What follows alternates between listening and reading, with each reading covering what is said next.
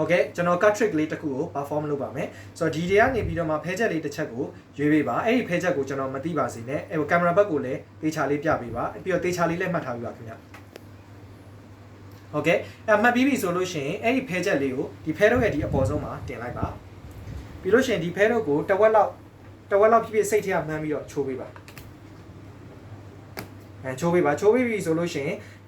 ကြံတဲ့အပုံတစ်ခုလုံးကိုအဲ့ပေါ်မှာတင်ပြီးပါဟုတ်ပြီဆိုတော့ဖဲတော့ကအလေတွေကိုရောက်သွားပြီဖြစ်တဲ့အတွက်ကြောင့်မို့လို့ကျွန်တော်ဗမာရှိမှန်းကျွန်တော်မသိနိုင်တော့ဘူးပေါ့ဒါပေမဲ့ကျွန်တော်ကဘာလုပ်မလဲဆိုတော့အဲ့ခုနကရွေးလိုက်တဲ့ဖဲချက်လေးကိုကျွန်တော်ကိုဖြောက်ပြီးတော့ဆွဲလိုက်တော့လက်ထဲမှာပါလာတယ်ပေါ့ဟုတ်ပြီနော်အဲ့ဒါလေးကိုဒါအဲ့ဒါလေးကိုဘာလုပ်မလဲဆိုတော့ဒီဟာကိုပြန်ပြီးတော့ပတ်လက်လန်လိုက်မယ်လမ်းပြီးတော့ဒီလိုပြန်ထည့်လိုက်တဲ့အတွက်ကြောင့်မို့လို့ခုနကရွေးလိုက်တဲ့ဖဲချက်လေးတစ်ချက်ကဒီထဲမှာပတ်လက်လန်နေမယ်ပေါ့အဲ့တော့ကြည့်လိုက်မယ်ဟုတ်ကဲ့ဒီဟာလားမသိဘူးခင်ဗျဒီဟာလေးလားမသိဘူးဒါလေးလားမသိဘူးဟုတ်နော်ဟုတ်ပြီဆိုတော့ဒါပေမဲ့ပြဿနာမရှိဘူးဆိုတော့ဒီဟာဘာလဲဆိုလို့ရှိရင် तू ကဖဲချက်ခုနကရွေးလိုက်တဲ့ဖဲချက်ကဘာမှလဲဆိုတော့ तू ကပြောပြပြီးမှာဆိုတော့ဆိုလိုတာကဒီ9လို့ပြောတဲ့အတွက်ကြောင့်မလို့ဒီကနေရေ9ချက်မြောက်ပါလို့ပြောချင်တာအဲဒါကြောင့်မလို့ကျွန်တော်တစ်ချက်ချင်းချပါမယ်9ချက်မြောက်ပေါ့1 2 3 4 5ဟုတ်ကဲ့ခုနကရွေးလိုက်တဲ့ဖဲချက်လေးကဘာလေးလဲမသိဘူး Jack Hat yes okay Jack of Heart ဟုတ်ပြီနော်ဆိုတော့အဲ့ဒါအဲ့လောက်ကြီးတိတ်မထူးဆန်းသေးဘူးကျန်တဲ့၄ချက်ကိုပြန်ပြီးသွားကြည့်လိုက်တဲ့အခါမှာလည်းအကုန်လုံးက A လေးတွေဟုတ်ပြီနော်ဆိုတော့ဒီ A လေးကိုလည်းတစ်ချက်ကင်မရာဘက်ကိုတစ်ချက်လေးတေချာလေးပြပေးပါခင်ဗျ A လေး၄ချက်ကိုလည်း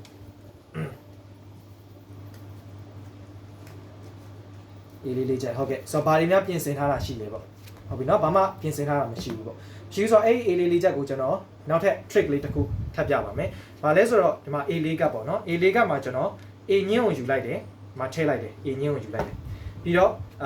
Ace of Heart ကိုယူလိုက်တယ်ထည့်လိုက်တယ်ပြီးတော့ Ace of Spade ကိုယူလိုက်တယ်ထည့်လိုက်တယ်ပြီးတော့ Ace of Diamond ကိုယူတယ်ထည့်လိုက်တယ်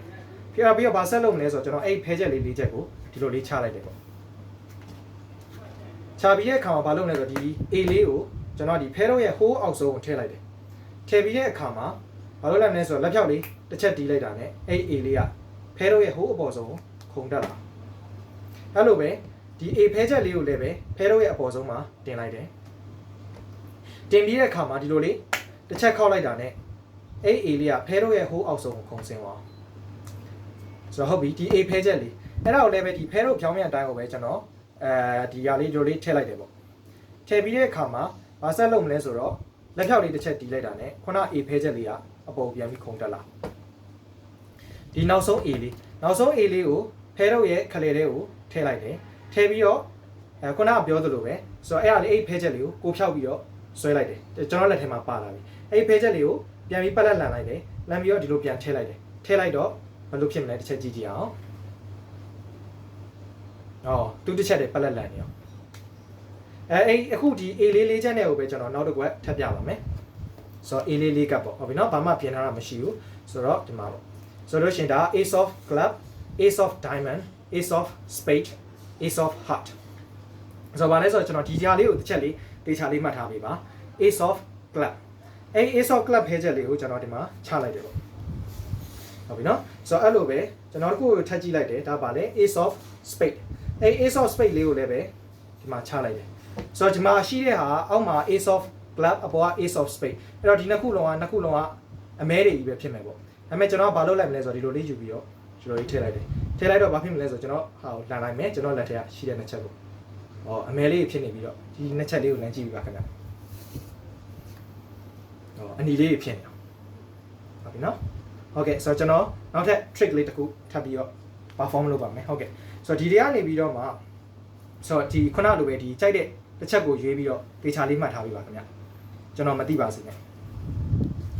တေချာလေးပြပေးပါတေချာလေးပြပြီးပြီဆိုလို့ရှင်အဲ့ဒါအဲ့ဖဲချက်လေးကိုဒီပေါ်မှာတင်ပေးပါတယ်ဒီပေါ်မှာတင်ပေးပါတင်ပြီးပြီဆိုလို့ရှင်ကျွန်တော်ရောလိုက်တယ်ပေါ့ကျွန်တော်ရောလိုက်တယ်အဲ့တော့ဘယ်လိုမှမသိနိုင်တော့ဒါအဲ့ဒါဒီချက်ပို့ပြီးရှုပ်သွားအောင်လို့ကျွန်တော်ထပ်ပြီးတော့ရောလိုက်မယ်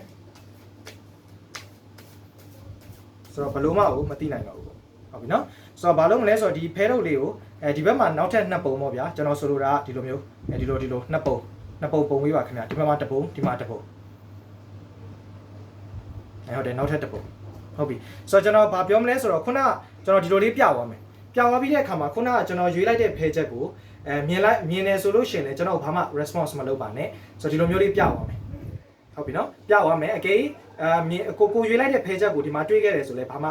response မလုပ်ပါနဲ့โอเคအဲ့တော့ဒီမှာဒီဟာပေါ့ဒီကောင်လေးကခုနကရွေးလိုက်တဲ့ဖဲချက်မဖြစ်နိုင်ဆိုတော့ဒီကောင်လေးကလည်းပဲခုနကရွေးလိုက်တဲ့ဖဲချက်မဖြစ်နိုင်ဆိုတော့ခုနကဒီကောင်ကလည်းပဲခုနကရွေးတဲ့ဖဲချက်မဖြစ်နိုင်ဆိုတော့ဟုတ်ပြီဆိုတော့တစ်ကနေ30ချားတွေကနေပြီးတော့မှကြိုက်တဲ့နံပါတ်တစ်ခုကိုပြောပြပါခင်ဗျတစ်ကနေ30ချားတွေကနှစ်ပြင်ကျင်သေးလားပြင်အောင်နော်ဟုတ်ပြီဆိုတော့ဒီ